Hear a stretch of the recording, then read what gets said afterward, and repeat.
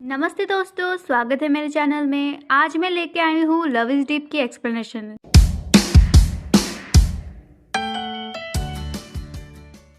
शुरू में देखते हैं निंग के पापा को जैनिंग के साथ बात करके बहुत अच्छा लग रहा है। कुछ देर बाद निंग और उसकी बहन एक साथ घर आते हैं। शुआन तब निंग के पापा की लाई हुई उस गिफ्ट को देख रही थी और निंग को बोलती है, देखो भैया, जैनिंग तुम्हारे लिए कितना सुंदर वॉच खरीदी है। जैनिंग तब बोलने वाली होती है ये गिफ्ट उसके पापा ने लाई है। तभी शुआन टेबल में आती है, बहुत सारे खाना बना के रखी हुई है। शुआन बोलती है, जैनिंग तुम इतना अच्छी खाना बना भी सीख गई हो। जैनिंग बोलती है, ये मैंने नहीं करी है, अंकल आप ज़रा इधर आइए।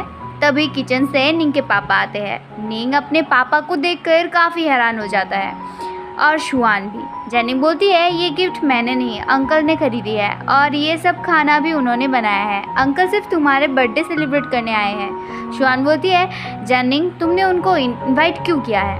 पापा बोलते हैं, मैं यहाँ खुद से आया हूँ, खाना हो गया है, तुम लोग खा लो। शुआन पापा को देखकर बिल्कुल खुश नहीं होती है।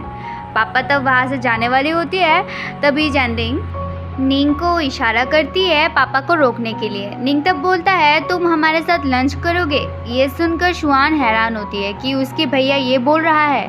पापा भी ये सुनकर खड़े हो जाते हैं। जैनिंग तब पापा के हाथ पकड़ के ले आती है।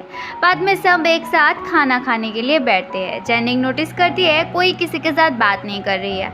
इधर शुआन भी उदास होकर खाना खा रही है। पापा भी चुप होकर खाना खा रहे हैं।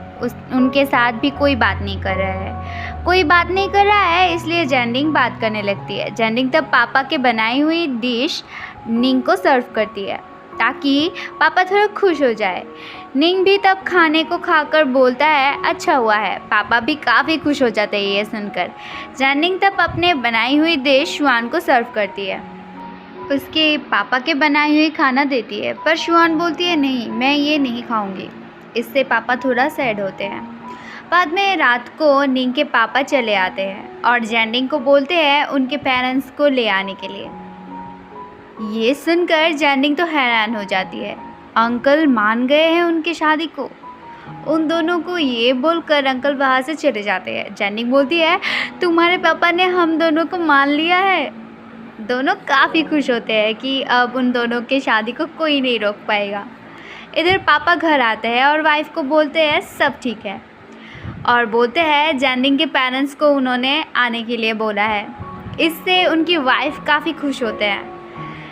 तभी वाइफ बोलती है, अच्छा उस चिट्ठी को क्या मैं दिखाऊं। पापा बोलते हैं, नहीं, अभी रहने दो, पहले शादी अच्छे से मिट जाएगी, बाद में देखा जाएगा। असल में इस चिट्ठी को लिखा था उनकी एक्स वाइफ ने। उन्होंने कुछ लिखा था जो अभी तक निंग को नहीं दिखाया गया है। इधर जैनिंग अपने माँ को बोलती है, अंकल ने बोला है उनसे बात करने को। माँ, तुमने बोली थी अंकल मान लेंगे तो तुम भी मान जाओगी। माँ बोलती है, मुझे पता था तुम यही बोलोगी, मैंने सब मैनेज कर लिया है, तुम चिंता मत करो। बाद में हम गावरान को देखते हैं, वो फिर से चाकू लेकर प्रैक्टिस करने लगता है। वो अपने आप को प्रॉमिस करता है इस बार मुझे करना ही होगा। वो एक चिकन के पीस के ऊपर प्रैक्टिस करने लगता है। यहाँ प्रैक्टिस करने से उसे आसानी होगी क्योंकि उसे लोगों की स्किन ही तो काटना पड़ता है। कुछ देर बाद शुआन घर आती है। गावरान तब बोलता है, मैंने अच्छा खाना बनाया है, खा के जाना। बाद में गावरान खाना सर्व करता है। शुआन खाते रहती है। गावरान बोलता है, कैसा हुआ। शुआन बोलती है, अच्छा है, बुरा नहीं। गावरान काफ़ी खुश होता है शुआन ने उसकी खाना अच्छा बोली है। गावरान तब छोटी सी एक चिमटा लेके खाने लगता है। शुआन हैरान हो जाती है कि चॉपस्टिक्स छोड़कर इससे क्यों खाना खा रहा है। शुआन बोलती है, क्या कर रहे हो तुम। गावरान बोलता है, मैं तो बहुत दिनों से सर्जरी नहीं करा है, इसलिए प्रैक्टिस कर रहा हूँ। तुमने एकदम सही बोली थी, मुझे क्या ऐसे घर बैठे रहना से कुछ होगा। ये सुनकर शुआन बहुत खुश होती है क्योंकि गावरान कोशिश कर रहा है। गावरान बोलता है, तुम्हें हंसते हुए काफ़ी सुंदर लगते हो। शुआन बोलती है चुपचाप खाओ। शुआन तब चिकन खाने के वक्त रुक जाती है। शुआन बोलती है इससे तुमने प्रैक्टिस तो नहीं करा?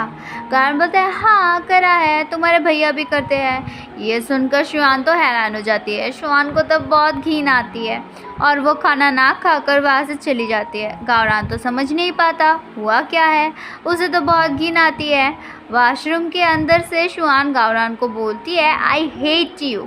इस तरफ जैनिंग और उसके पेरेंट्स और निंग और उसके पेरेंट्स को देखते हैं। वो एक साथ एक रेस्टोरेंट में आते हैं और उन दोनों के शादी के बारे में दो फैमिली बात करते हैं। निंग के फादर सबसे सॉरी मांगते हैं उस दिन के बिहेवियर के लिए और उन दोनों के फैमिली में सब बातें फिक्स्ड हो जाती हैं। बाद में हम शुआन के कैफ़े में देखते हैं। गावरान भी यहाँ वेटर होकर आ गया है। शुआन ये ध्यान से देख रही थी। गावरान अपना काम काफ़ी ध्यान से करता है। शुआन भी नोटिस करती है गावरान काफ़ी अच्छे से काम कर रहा है। इधर हॉस्पिटल में एक पेशेंट है, उनकी काफ़ी बुरी हालत है पर वो ऑपरेशन नहीं करवाना चाहती, वो घर जाना चाहती है। हॉस्पिटल के सारे डॉक्टर ने उन्हें समझाने की कोशिश करा है पर वो नहीं सुन रही। असल में ब्रेस्ट कैंसर हुई है और लास्ट स्टेज में है। निंग तब उन पेशेंट के पास आता है। पेशेंट बोलती है मुझे कैंसर हुई है, मैं आज भी मरूंगी कल भी मरूंगी, प्लीज़ मुझे घर जाने दीजिए, मैं वहाँ मरूंगी तो किसी को नहीं दोषूंगी। निंग बोलता है आपको पता है ब्रेस्ट कैंसर से भी छुटकारा मिल सकती है? पेशेंट बोलती है ठीक होकर भी क्या होगा? निंग तब बोलता है आप क्या पैसों को लेकर चिंता में है? असल में उन औरत के पास इतनी पैसा नहीं है कि वो अपनी ऑपरेशन करवा पाए। वो रोते हुए बोलती है उनकी हस्बैंड बहुत साल पहले ही गुजर गए हैं। वो काम करके अपने बच्चों को बड़ी करी है, उनकी सब सेविंग्स चली गई है उनके बच्चों पर। अगर उनके पास पैसे होते तो वो अपनी बच्चों को देती, ना ही वो अपनी ऑपरेशन करवाती। ये सुनकर निंग को काफ़ी बुरा लगता है। पेशेंट बोलती है आप चिंता मत करें, मैं यहाँ से चली जाऊँगी। निंग बोलता है आप बैठिए, मैं देखता हूँ। अगर मैं कुछ ना कर पाया पर आपका ऑपरेशन होगा, ये मैं प्रॉमिस करता हूँ। निंग बाद में ऑफिसर के पास आता है। निंग बोलता है हॉस्पिटल के फंड से कुछ पैसे उन महिला को देने के लिए। ऑफिसर बोलते हैं फंड लेना इतना आसान नहीं और ये फ़ंड पहली बार यूज़ होगा। निंग बोलता है पहली बार क्यों? ऑफिसर बोलते हैं जो फ़ंड देते हैं उनकी वाइफ भी ब्रेस्ट कैंसर से मारी गई थी। हमारे हॉस्पिटल में वो काफ़ी सालों से फ़ंड दे रहे हैं, लगभग 12-13 सालों से। ये सुनकर निंग हैरान होता है। निंग पूछता है उस डोनर का नाम क्या है? ऑफिसर बोलते हैं डोनर नहीं चाहते उनका नाम कोई जाने, पर उनका नाम निंग, सरनेम निंग है। इससे निंग हैरान होता है और डोनर के साइन करा हुआ पेपर्स दिखाने को बोलता है और उन फाइल को देखकर निंग हैरान होता है क्योंकि वो निंग का ही पापा है।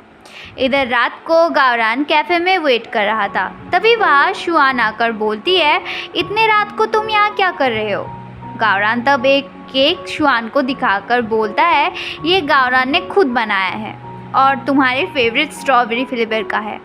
तभी वहाँ शियांग आता है और बोलता है तुम्हारा ये केक कोई नहीं खाएगा, मैं भी नहीं, शुआन भी नहीं। गावरान परेशान होकर बोलता है तुम चुप करो तो। शुआन तब शियांग को बोलती है यहाँ पहुँचाने के लिए शुक्रिया, अब तुम जा सकते हो, मुझे गावरान से कुछ बात करनी है। शियांग के जाने के बाद शुआन बोलती है तुम क्या करना चाहते हो बोलो तो? क्यों मेरे लिए केक बनाया है तुमने?